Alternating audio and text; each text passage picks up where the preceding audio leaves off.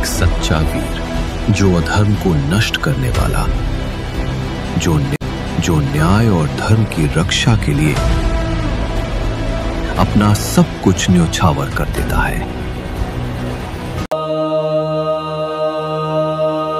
धर्म फैलता है तब धर्म का सूर्योदय होता है।